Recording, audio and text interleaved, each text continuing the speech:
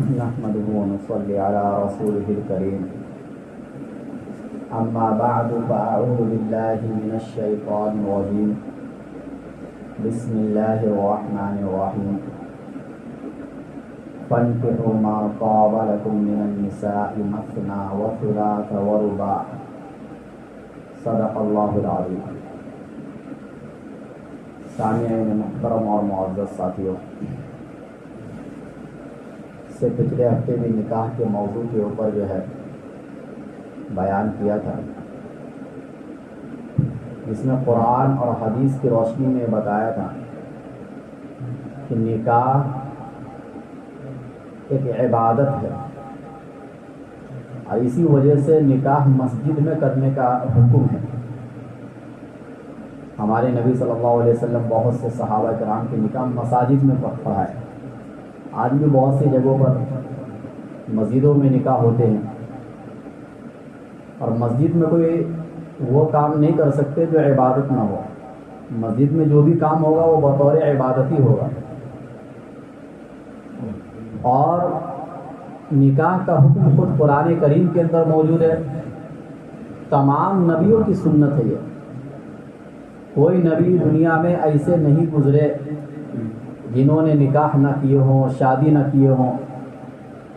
خود قرآن کریم کے اندر موجود ہے کہ ہم نے سارے نبیوں کے اولاد بھی بنائے اور ان کی بیویاں بھی بنائے. حضرت عیسیٰ علیہ السلام جب اس دنیا میں آئیں گے، آسمان سے جب ان کا نزول ہوگا تو وہ شادی کریں گے، وہ کیونکہ ابھی وہ حیات سے ہیں. لیکن ان کے علاوہ حضرت یحییٰ علیہ السلام کو چھوڑ کر، کہ ان کے بارے میں قرآن نے خود ہی بتایا کہ یہ عورتوں سے دور رہنے والے ہیں، سارے نبیوں نے اس سنت کو انجام دیا. اس لیے نکاح ایک شرعی مسئلہ ہے اور جو مسئلہ شرعی ہو اس کو شریعت کے مطابق کرنا ضروری ہے، جبھی وہ چیز عبادت بنے گی. اگر آپ شریعت کے خلاف وہ کام کریں گے تو وہ چیز عبادت نہیں بنے گی.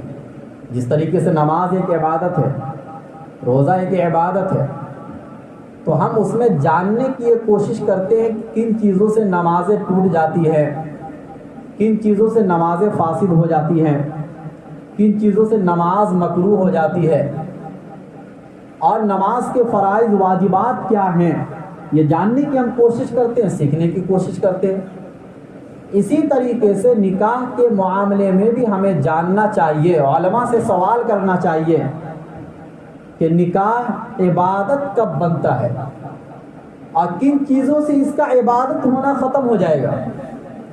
آپ عبادت سے نکل جائے گا، رسم بن جائے گا وہ.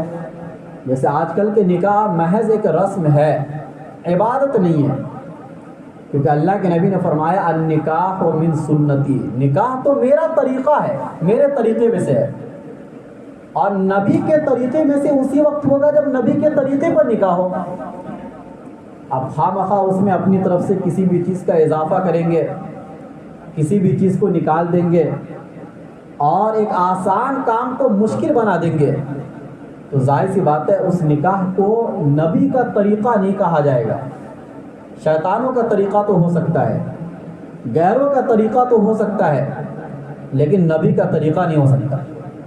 نبی کا کوئی بھی طریقہ مشکل نہیں ہے انسانوں کے لیے، عمل کرنا اس پر آسان ہے. لیکن نکاح کو بہت مشکل آج کے زمانے میں بنا دیا گیا. باضابطہ کئی سال پہلے سے اس کی پلاننگ، اور اس میں بھی کئی بار خرچ میں اتنا اضافہ، مہمان نوازی کئی بار ہوتی، اس میں خرچے بڑھا دیے جاتے ہیں. اور مہمان نوازی میں بھی کچھ شرائط، کھانے میں بھی شرائط، یہ ہونا چاہیے، وہ نہیں ہونا چاہیے. یہ سارے جو قیود آپ لگا رہے ہیں اور ساری حد بندیاں جو آپ لگا رہے ہیں، یہ ساری چیزیں اسلام کے اندر نہیں ہے. اسلام میں نکاح ایک سادہ عبادت ہے، ایک آسان عبادت ہے. اور اسلام میں سب سے آسان عبادت صرف نکاح ہے. نماز سے بھی زیادہ آسان، روزے سے بھی زیادہ آسان، حج سے بھی زیادہ آسان، زکوٰۃ سے بھی زیادہ آسان عبادت نکاح ہے اسلام کے اندر. لیکن ہم بالکل اس کا الٹ کر رہے ہیں، بالکل اس کے خلاف ہم چل رہے ہیں۔ جو شرائط ہم لگا رہے ہیں وہ نہ قرآن میں موجود ہے نہ حدیث میں موجود ہے، ہم اپنی طرف سے سارے شرائط لگائے جا رہے ہیں، اور ماحول ایسا بن گیا کہ اگر یہ سب کام نہ ہو تو ایسا لگتا ہے یہ نکاح ہی نہیں ہوا ہے۔ اب تو رسم میں اضافہ ہوتا جا رہا ہے نا۔ دیکھو بدعت ایک ایسی چیز ہے نا کہ جب کسی کام میں بدعت شروع ہو جائے تو وہ ایک جگہ پہ نہیں رہے گا، وہ ہر سال اس میں اضافہ ہوتا چلا جائے گا۔ تو نکاح بھی، نکاح کا جو طریقہ آج کے زمانے میں چل رہا ہے یہ بدعت ہے، اور ہر بدعت گمراہی ہے، اور ہر گمراہی ہمیں کہاں لے کے جائے گی؟ جہنم کی طرف لے کے جائے گی۔ تو ایسا نہ ہو کہ نکاح جو کہ ایک اللہ کا حکم تھا، یہ نکاح قیامت کے دن وبال جان نہ بن جائے۔ یہ نکاح جو ہم کو جنت کی طرف لے کے جا رہا تھا، کہیں یہ نکاح ہمیں جہنم کی طرف لے کے جانے والا نہ بن جائے۔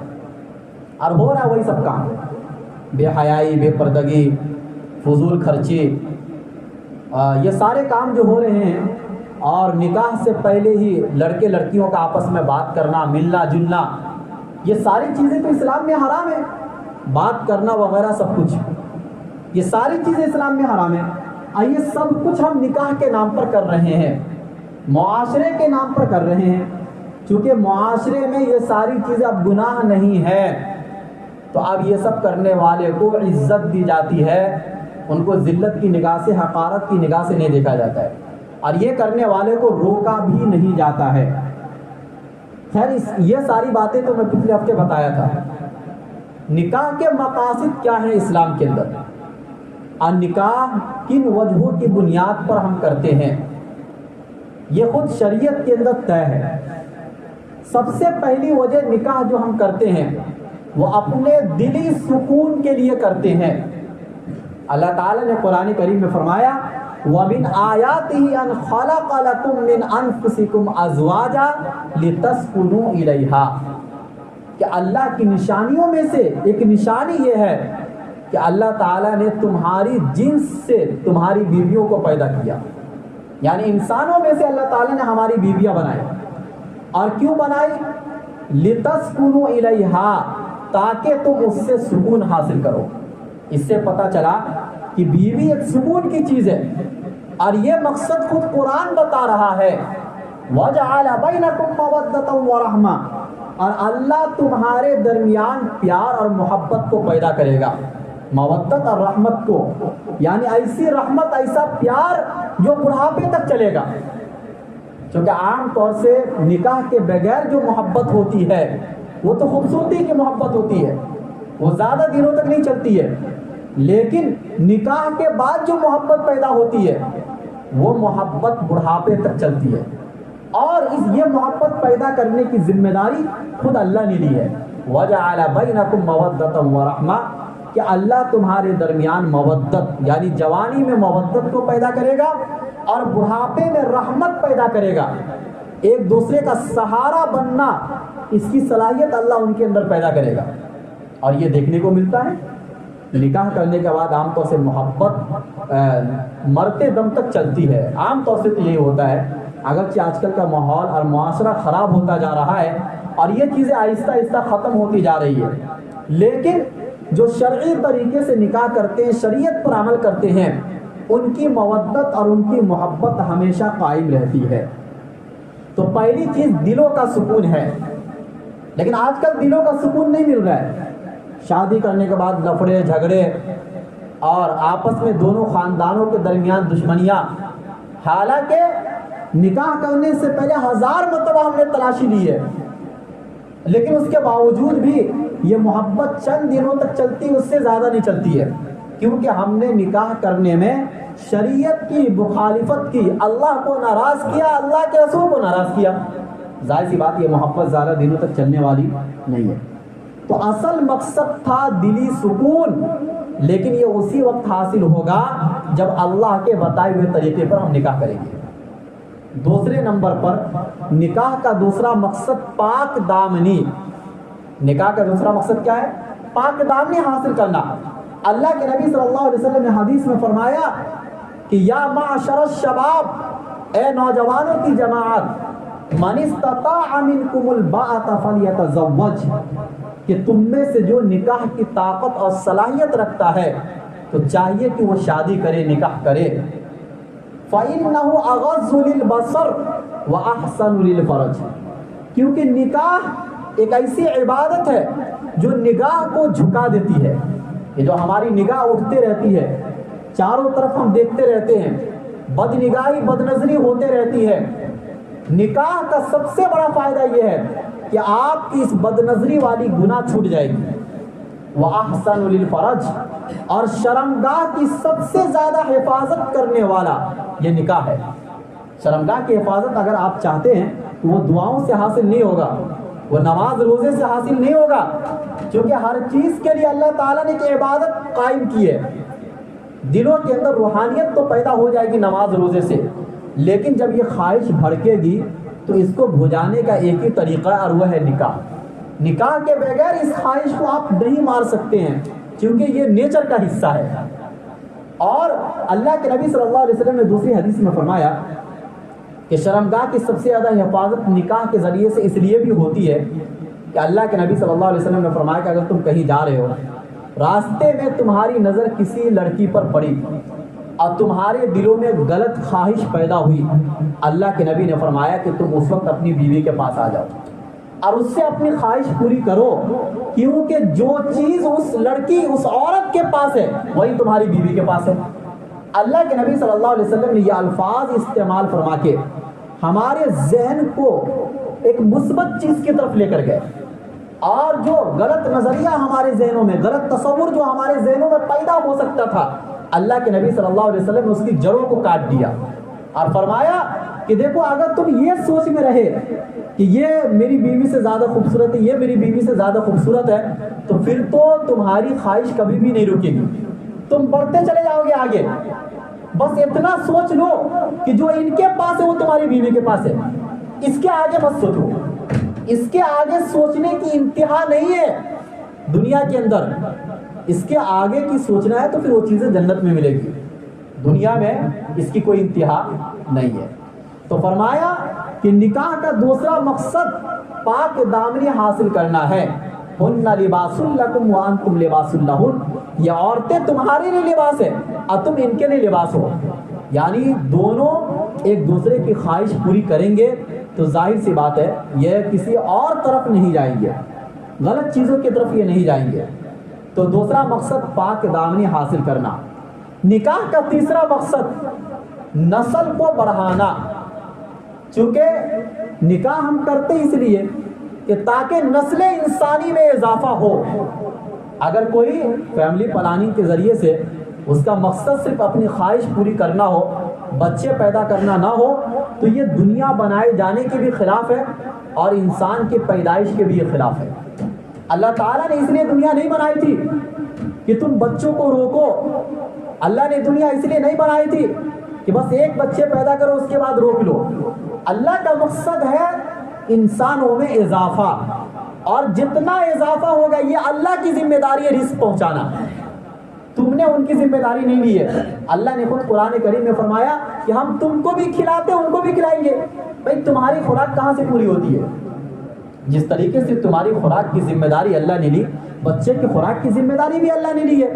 جب بچہ دودھ پینے والا ہوتا ہے، اللہ نے ماں کی چھاتی میں دودھ پیدا کر دیا، بچے کو اس وقت اسی چیز کی سب سے زیادہ ضرورت ہے۔ کیا اس جیسا دودھ آپ بنا سکتے ہیں؟ آپ پیدا کر سکتے ہیں؟ لیکن اللہ نے پیدا کر کے دکھلایا۔ اللہ نے پیدائش کے بعد یہ اشارہ دے دیا آپ کو کہ اس کے کھلانے پلانے کی ذمہ داری میری ہے، میں رزق پہنچاؤں گا۔ اگرچہ واسطہ میں نے باپ کو بنایا، واسطہ میں نے ماں کو بنایا، لیکن اس کے رزق میں یضافہ کروں گا، یہ میری ذمہ داری ہے۔ اس لیے بچے کو روکنا یہ بالکل اسلام میں حرام ہے۔ نسل کی حفاظت اور نسل کی بڑھوتری یہی تو نکاح کا مقصد ہے۔ تو یہ تیسرا مقصد ہے۔ چوتھا مقصد نکاح کرنے کا امت مسلمہ کی مضبوطی۔ ظاہر سی بات ہے کہ ہمارے بچے جس قدر زیادہ ہوں گے امت مسلمہ اتنی مضبوط ہوگی، ہمارے اندر افراد زیادہ پائے جائیں گے جس سے ہم بہت زیادہ کام لے سکتے ہیں، کیونکہ ہمارے پاس کام بہت ہے۔ اسلام کی حفاظت کرنا، کچھ بچے ڈاکٹر بھی بنیں گے، کچھ انجینئر بھی بنیں گے، کچھ عالم بھی بنیں گے، کچھ امت کی رہنمائی دینی لائن سے کریں گے، کچھ امت کی رہنمائی دنیاوی لائن سے کریں گے، اور کچھ اسلام کی حفاظت کرنے والے سرحدوں پر بھی موجود ہوں گے۔ یہ کب ہوگا؟ ایک دو بچہ پیدا کرنے سے تو نہیں ہوگا۔ لہذا امت مسلمہ کی مضبوطی اسی وقت ہوگی جب آپ نکاح کریں گے، اور نکاح کا مقصد آپ یہ سمجھیں گے کہ اس سے نسل میں اضافہ کرنا ہے۔ یہ چوتھا مقصد ہوا۔ پانچواں مقصد نبی صلی اللہ علیہ وسلم کے دل کو خوش کرنا۔ اللہ کے نبی صلی اللہ علیہ وسلم نے کیا فرمایا حدیث کے اندر کہ تزوجوا الودود الولود فإنی مکاثر بکم الامم یوم القیامہ، کہ تم ایسی عورتوں سے نکاح کرو کہ جو بہت محبت کرنے والی ہو اور جو بہت زیادہ بچے دینے والی ہو۔ اس کا اندازہ ان کے ماں سے لگایا جائے گا، ان کے خاندانوں سے لگایا جائے گا کہ ان کے خاندان میں عورتوں میں بچے کتنے پیدا ہوتے ہیں، اس طریقے سے اندازہ لگ جاتا ہے۔ تو اللہ کے نبی نے کیا فرمایا؟ زیادہ بچہ جننے والی عورتوں سے نکاح کرو۔ اس کی ترغیب دی ہے نبی صلی اللہ علیہ وسلم نے، یعنی گویا کہ مقصد یہ بتایا۔ اور زیادہ محبت کرنے والی سے کیوں؟ کیونکہ میں دیکھنا چاہتا ہوں کہ قیامت کے دن میری امت کی تعداد زیادہ ہو، اس سے نبی صلی اللہ علیہ وسلم کا دل خوش ہوگا۔ لیکن ہم اگر یا تو نکاح ہی نہیں کریں گے، یا نکاح اس عمر میں جا کے کریں گے جب بچوں کی پیدائش بند ہو جاتی ہے، یا نکاح تو کرتے ہیں لیکن بس ایک آدھ بچے میں بس ہم ہمت ہار جاتے ہیں، تو اس سے نبی صلی اللہ علیہ وسلم کا دل تو خوش نہیں ہوگا نا۔ نبی تو یہ چاہ رہے ہیں کہ قیامت کے دن میری امت کی تعداد زیادہ ہو، اور آپ یہ چاہ رہے ہیں کہ امت کی تعداد گھٹ جائے۔ خیر آج بھی امت میں یعنی امت مسلمہ میں یہ رجحان زیادہ ہے کہ مسلمان بچے زیادہ پیدا کرتے ہیں، اور اسی وجہ سے ہم بدنام بھی ہے۔ خیر دنیا بدنام کر اس سے کوئی فرق نہیں پڑتا ہے، ہمیں دنیا کی بدنامی سے کوئی فرق نہیں پڑتا ہے، اصل تو اللہ اس کے رسول کو راضی کرنا ہے، اور اللہ رسول اگر اسی چیز میں راضی ہیں تو دنیا تو اچھے کام میں بھی بدنام کرتی ہے، برے کام میں بھی بدنام کرتی ہے۔ دنیا والوں کا آج کے زمانے میں تو مقصد ہی ہو گیا اسلام کو بدنام کرنا کسی بھی طریقے سے، تو دنیا کی طرف نہیں جانا ہے۔ اسی طریقے سے نکاح کا چھٹا مقصد ایمان کی تکمیل ہے، ایمان کو مکمل کرنا ہے۔ اور ایمان مکمل کیسے ہوتا ہے نکاح کے ذریعے سے؟ آپ غور کیجئے کہ زیادہ تر گناہ دنیا میں یا تو زبان کے ذریعے سے ہوتے ہیں یا تو شرمگاہ کے ذریعے سے ہوتے ہیں۔ اب زبان کا کنٹرول تو وہ تو آپ کے ہاتھ میں ہے، آپ اس کے اوپر کنٹرول کر سکتے ہیں، ذکر و اذکار کر کے، عبادتوں میں اضافہ کر کے، زیادہ چپ رہنے سے، خاموش رہنے سے۔ اپنی عادت یہ بناؤ کہ زیادہ خاموش رہو، بولنا کم پڑے، کیونکہ زیادہ بولنے والا آدمی زیادہ پھنستا ہے، پھر وہ غیبت بھی کرتا ہے، برائی بھی کرتا ہے، جھوٹ بھی بولتا ہے۔ زیادہ بولنا کوئی اچھی چیز نہیں ہے۔ ہمارے نبی صلی اللہ علیہ وسلم عام طور سے خاموش رہا کرتے تھے، اور جب بولنے کی ضرورت پڑتی تھی تو مختصر کلام کرتے تھے، زیادہ لمبا کلام نہیں کرتے تھے۔ تو ایک تو زبان سے ہم سب سے زیادہ گناہ کرتے ہیں، اور دوسرے نمبر پر سب سے زیادہ گناہ جن چیزوں کے ذریعے سے ہوتا ہے وہ شرمگاہ ہے۔ ظاہر سی بات ہے جب ہم نکاح کر لیں گے تو شرمگاہ کے گناہ سے ہم بچ جائیں گے، تو آدھا ایمان ہمارا کیا ہو گیا؟ مکمل ہو گیا۔ یہ نکاح کا چھٹا مقصد ہے۔ نکاح کا ساتواں مقصد آپس میں ایک دوسرے کو عزت دینا۔ انسان یہ چاہتا ہے کہ مجھے عزت ملے، عورتیں بھی یہ چاہتی ہیں کہ اسے عزت ملے۔ اب ظاہر سی بات ہے جس طریقے سے ایک مرد کو اس کی بیوی جتنا عزت دے گی، یا ایک عورت کو اس کا شوہر جتنا عزت دے سکتا ہے، اتنا دنیا میں کوئی اور آپ کو نہیں دے سکتا ہے۔ اور عزتوں کے ملنے سے انسان کو خوشی ہوتی ہے، انسان چاہتا ہے کوئی ہو میری نظر میں جو مجھے عزت دے، جو میری بات مانے۔ اور یہ مقصد بھی آپ کا سب سے زیادہ نکاح کے ذریعے سے پورا ہوگا۔ اگرچہ ماں باپ بھی ہمارے لیے عزت کی چیز ہے، لیکن ماں باپ کا اپنا ایک مقام ہوتا ہے۔ آپ ماں باپ سے زبردستی ہر چیز کو منوا نہیں سکتے ہیں۔ ماں باپ کی عزت کرنا ہے، ماں باپ آپ کو عزت دے یا نہ دے، وہاں پر مسئلہ ایک طرفہ چلے گا، لیکن میاں بیوی میں ایک طرفہ نہیں چلے گا۔ یہاں پر تو ایسا ہے کہ دونوں کے ایک دوسرے کو عزت دیں گے جبھی یہ رشتہ آگے چلے گا، ورنہ وہ رشتہ ٹوٹ جائے گا۔ تو عزت اگر آپ چاہتے ہیں، عزت والی زندگی، تو عزت والی زندگی نکاح کے بعد ملتی ہے، نکاح سے پہلے عزت والی زندگی نہیں ملتی ہے۔ آج جو لڑکا لڑکیاں یہ چاہتے ہیں کہ ہم ایک دوسرے سے پیار کرتے ہیں اور ایک دوسرے کو عزت دیتے ہیں، یہ حقیقت میں عزت نہیں، یہ تو خواہش ہے، یہ تو جنون ہے، یہ تو شیطان پنا ہے۔ عزت تو نکاح کے بعد ملتی ہے. تو یہ نکاح کا 7واں مقصد. نکاح کا 8واں مقصد شریک حیات کا ملنا. دیکھیے ہر چیز میں شریک حیات کا ہونا ضروری ہوتا ہے. آپ کوئی کاروبار کرتے ہیں اس میں آپ اپنا پارٹنر کسی کو رکھتے ہیں, آپ کوئی اور کام کرتے ہیں اس میں آپ اپنا شریک کسی کو بناتے ہیں, تاکہ زندگی میں مدد ہو سکے ایک دوسرے کی, تاکہ کام آسان ہو جائے. تو ہم اپنی نجی زندگی, گھریلو زندگی میں بھی اپنا پارٹنر کسی کو بنانا چاہتے ہیں. ظاہر سی بات ہے کسی مرد کو بنانے سے آپ کا گھر نہیں چلے گا, لیکن ایک عورت کو جب آپ اپنا پارٹنر بنا لیں گے تو وہ گھر کو بہترین طریقے سے چلا سکتی ہے. کیونکہ گھر کو بہترین طریقے سے چلانے کا ہنر اللہ نے عورتوں کو دیا ہے. باہر کی ذمہ داری بہترین طریقے سے مرد پورا کر سکتے ہیں, اس لیے باہر کی ذمہ داری اللہ نے مردوں کو دی.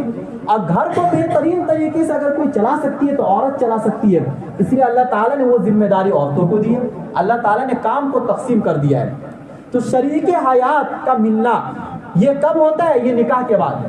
آپ کسی عورت سے محبت کریں گے, وہ شریک حیات نہیں ہوگی آپ کی, وہ آپ کی زندگی کی ہر ضروریات کو پوری نہیں کرے گی. وہ ان کے تو نخرے بیویوں سے زیادہ ہوتے ہیں. لیکن آپ نکاح کر لیں گے تو دونوں ایک دوسرے کو سمجھنے کی کوشش کرتے ہیں, دونوں ایک دوسرے کا خیال کرتے ہیں, دونوں ایک دوسرے کی زندگی کو آگے بڑھانے کی کوشش کرتے ہیں, اور یہ مقصد نکاح کے ذریعے سے پورا ہوتا ہے. اسی طریقے سے نکاح کا 9واں مقصد, ہر انسان یہ چاہتا ہے, انسان کی فطرت میں اللہ نے یہ بات رکھی ہے کہ اس کا کوئی بچہ ہو. بچہ کا ہونا یہ انسان کی فطرت اور نیچر میں اللہ نے رکھا ہے, چاہے ایک ہی بچہ کیوں نہ ہو. بچے کو اپنے گھروں میں دیکھنا, اس سے پیار کرنا اور بچوں کے لیے کمانا, یہ انسان کی فطرت میں اللہ تعالیٰ نے رکھا ہے, اور اس میں اس کو خوشی ہوتی ہے. بچوں کو جب گھر میں دیکھتا ہے کوئی انسان, سارے دن بھر کی تھکاوٹیں کیا ہو جاتی ہے؟ دور ہو جاتی ہے. پھر بچہ بڑا ہوتا ہے, وہ کمانے کے لائق ہو جاتا ہے, وہ اپنے ماں باپ کی خدمت کرتا ہے. یہ ہر انسان کی خواہش ہوتی ہے, اور یہ کب پورا ہوگا؟ یہ بھی تو نکاح کے بعد پورا ہوگا. آپ نکاح سے پہلے تو بچہ پیدا نہیں کر سکتے ہیں. ایسا معاشرہ تو وہ بیکار معاشرہ ہوتا ہے, پھر وہ یورپ امریکہ جیسا معاشرہ ہو جائے گا, جہاں پھر بچہ پیدا ہونے کے بعد وہ کس کا بچہ وہ پتہ نہیں چلتا ہے. وہ نکاح کے بعد ہی پتہ چلے گا کہ آپ کا بچہ ہے, اور آپ کا خون اس میں دوڑ رہا ہے. پھر آپ مکمل اس کی حفاظت بھی کرتے ہیں, بنسبت اس کے کہ بغیر نکاح کے اگر آپ کوئی بچہ پیدا کرنا چاہیں گے تو اس بچے سے وہ محبت پیدا نہیں ہوتی ہے جو نکاح کے بعد جس بچے سے محبت پیدا ہوتی ہے. تو یہ گویا کہ 9واں مقصد ہے. اور 10واں مقصد یہ ہے کہ یہ بچہ مرنے کے بعد اگر یہ بچہ نیک ہوگا, آپ کے لیے دعا کرے گا, تو یہ صدقہ جاریہ آپ چھوڑ کر جا رہے ہیں. اور یہ سب سے بڑی ضرورت ہے. دیکھیے بیٹی کے بارے میں اللہ کے نبی صلی اللہ علیہ وسلم نے فرمایا کہ جو بیٹی کی اچھی تربیت کرے گا, اچھی پرورش کرے گا, اچھی جگہ اس نکاح کرا دے گا, تو یہ بیٹیاں قیامت کے دن جہنم سے آڑ بن جائیں گی. ظاہر سی بات ہے بیٹیاں بھی پیدا ہوں گی, بیٹے بھی پیدا ہوں گے. بیٹے اگر نیک ہوں گے, آپ کے لیے دعا کریں گے, صدقہ خیرات کریں گے, یہ آپ کے لیے صدقہ جاریہ ہے. ظاہر سی بات ہے ایک اولاد اپنے ماں باپ کے لیے جتنا سوچ سکتی ہے اتنا کوئی دوسرا تیسرا تو آپ کے لیے نہیں سوچ سکتا ہے. اور یہ مقصد بھی نکاح کے ذریعے سے ہی آپ کا پورا ہو سکتا ہے, نکاح کے بغیر نہیں. اچھا نکاح کے بغیر پھر مسئلہ کیا ہے؟ بہت سارے اب چونکہ ماحول ایسا ہی بنتا جا رہا ہے نا کہ یہ سارے کام لوگ نکاح کے بغیر ہی پورا کرنا چاہتے ہیں. تو دیکھیں نکاح کے بغیر اگر آپ کسی لڑکی سے محبت کریں گے تو یہ دیر تک نہیں چلتا ہے.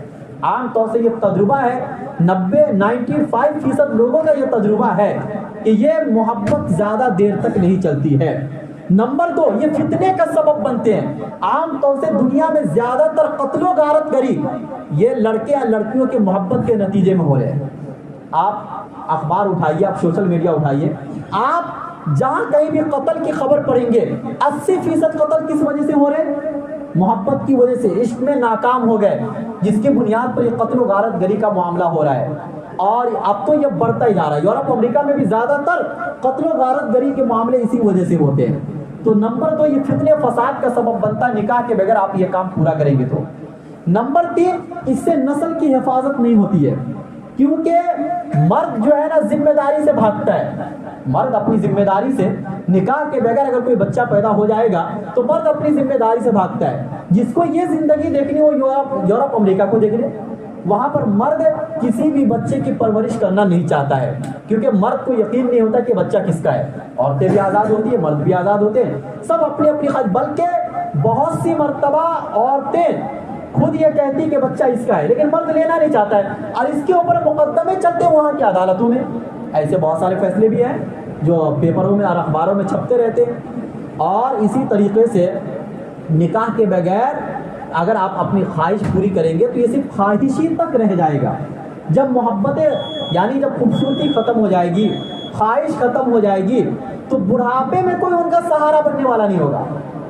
لڑکیاں اپنی زندگی گزارے گی تنہائی کی زندگی، لڑکا اپنی تنہائی کی زندگی گزارے گا، اور بچے تو ہوتے نہیں ہیں عام طور سے ایسے موقع پر، تو دونوں تنہائی کی زندگی گزارنے پر مجبور ہو جائیں گے، اور یہ دنیا میں ان کو عذاب ملے گا۔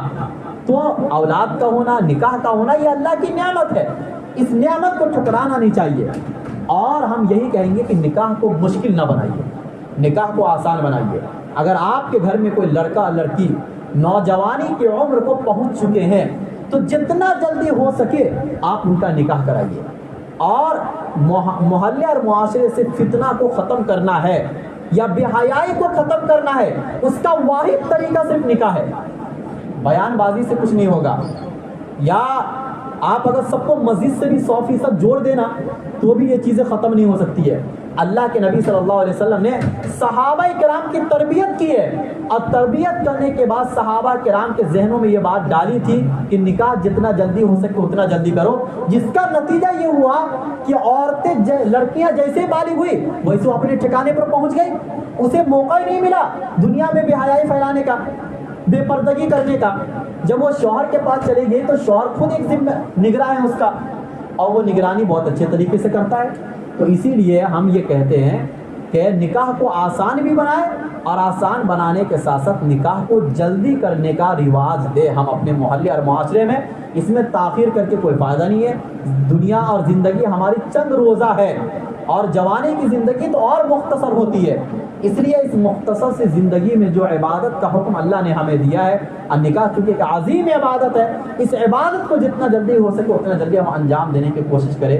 اللہ تعالی ہم سب کو کہنے سننے سے زیادہ عمل کرنے کی توفیق نصیب فرمائے۔ وآخر دعوانا ان الحمد للہ رب العالمین۔